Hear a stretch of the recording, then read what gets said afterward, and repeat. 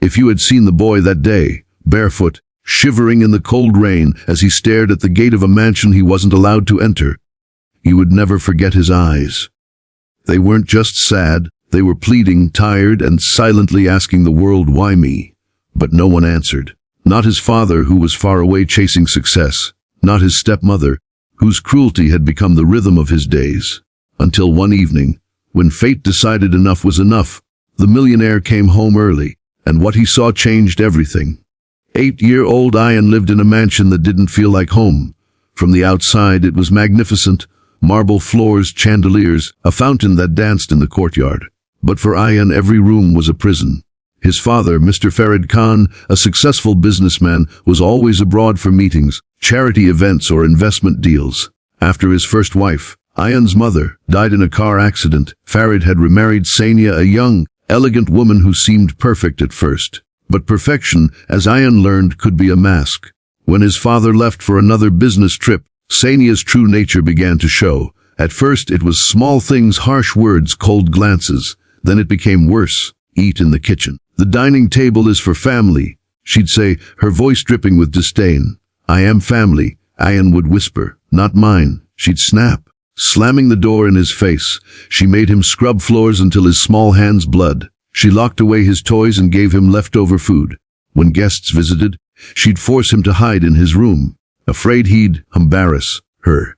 Ian's only comfort was a small photograph of his mother hidden beneath his pillow. He'd whisper to it at night, Mama, when will you come back? I'm trying to be good. But every morning, he'd wake to another order, another insult, another chore. The mansion's servants had seen everything, but Sania had warned them. If any of you speak, you're out. Do you understand?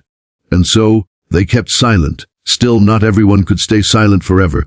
One kind servant, Ayesha, often sneaked Ian small pieces of bread or fruit.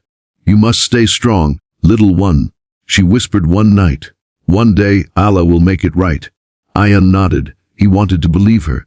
But when you're small, hungry, and unloved, hope feels like a cruel joke. Then, one day, something strange happened. Sania received a call that made her face turn pale. Farid was coming home, unexpectedly. The news threw the mansion into chaos. Sania barked orders demanding the servants clean every corner, polish every surface, prepare a grand dinner. But the one thing she couldn't clean was her conscience. Ian, as usual, was kept in the backyard, hanging laundry in the sun. His shirt was torn and his hands were blistered. He didn't even know his father was coming.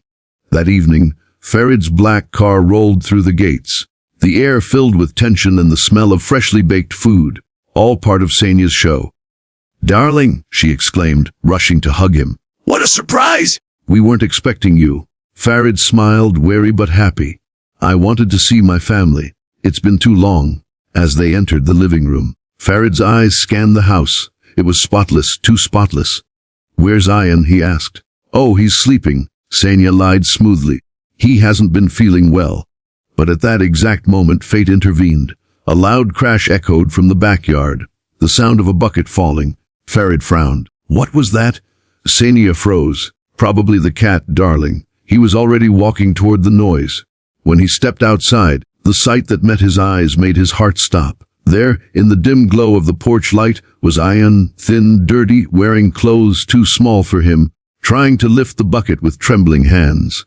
Ian, Farid's voice broke. The boy turned slowly, eyes wide in fear and disbelief. He hadn't heard his father's voice in months. Baba, he whispered. Farid ran to him, kneeling. What happened to you, my son? Why are you like this? Before Ian could answer, Sania appeared, her smile brittle. Oh, that boy! He's so stubborn, Farid. He never listens. I told him not to play with.